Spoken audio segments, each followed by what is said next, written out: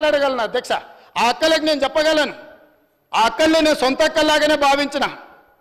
ఒక అక్క నన్ను నడి బజార్లో వదిలేసినా నేనేమనలే.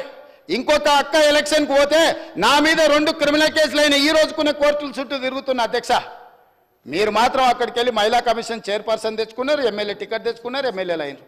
నేనేమన్నా అధ్యక్ష నా మీద కేసులు తీయాలని? అరే తమ్ముడు నా ఎలక్షన్కి వచ్చిండు, ఆయన మీద ఎందుకు కోపం, కేసులు తీయండి అని ఎప్పుడని చెప్పిండ్రు అధ్యక్ష? అయినా నేను అక్కల్ని ఏం అడగలేదు అధ్యక్ష, ఏమనలే కదా. అక్కలుగానే భావించిన, సొంత అక్కలే అని నేను భావిస్తున్నా అని చెప్పిన అధ్యక్ష. నా కుటుంబ సభ్యురాలు సీతక్క అని చెప్పిన. ఎంత అవమానకరంగా మాట్లాడిండ్రు అధ్యక్ష సీతక్క పట్ల. ఇవాళ సోషల్ మీడియాలో ఒక వీడియో పెట్టిర్రు అధ్యక్ష. నేను అది చూపిస్తే సభ గౌరవం తగ్గుతుంది కాబట్టి చూపించట్లేదు. ఇవాళ సీతక్క అక్కడ నించుంటే వెనకాల నుంచి ఒక సభ్యుడు వచ్చి ఇంకొక సభ్యుడితో మాట్లాడుతుంటే ఇవాళ టీఆర్ఎస్ నాయకులు సోషల్ మీడియాలో పెట్టిన మీమ్స్ చూస్తే మీరే ఆ వేదిక మీద నుంచి వచ్చి చెప్పు తీసుకొని కొడతారు అధ్యక్ష. వాళ్ళను చేత్తో కూడా కొట్టారు.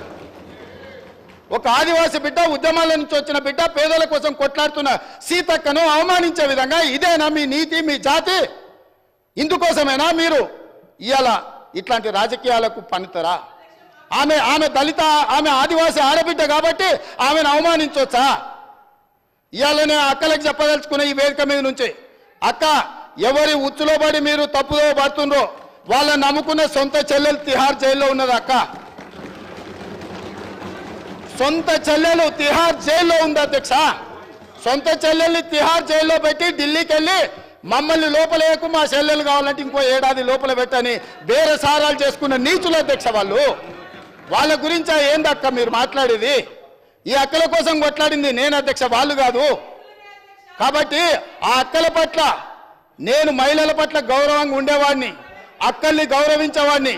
మంత్రివర్గ సమావేశంలో కుర్చీ లేకపోతే కొండ సురేఖక్కనో సీతక్కనో వస్తే నేను లేచి కూర్చిచ్చిన ఎన్నోసార్లు ఈ అక్కలు ఉండ్రు. ఈ తమ్ముడు నేను నమ్ముకున్న అక్కలు మంత్రులై ముందు వరుసలు ఉండరా అధ్యక్ష.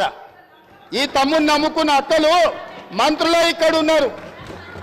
ఆ దిక్కుమాల తమ్ముడిని నమ్ముకున్న అక్కల పరిస్థితి ఏముందో మీకు తెలుసు కదా అధ్యక్ష.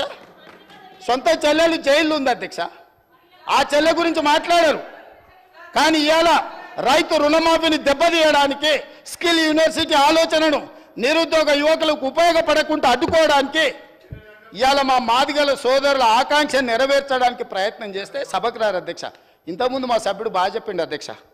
ఒకనాడు దళితుని ముఖ్యమంత్రిని చేస్తా అని మోసగించిండు, ఉప ముఖ్యమంత్రి ఇచ్చి బర్తరఫ్ చేసిండు. అట్లాంటి పరిస్థితుల్లో శ్రీమతి సోనియా గాంధీ గారు, శ్రీ మల్లికార్జున్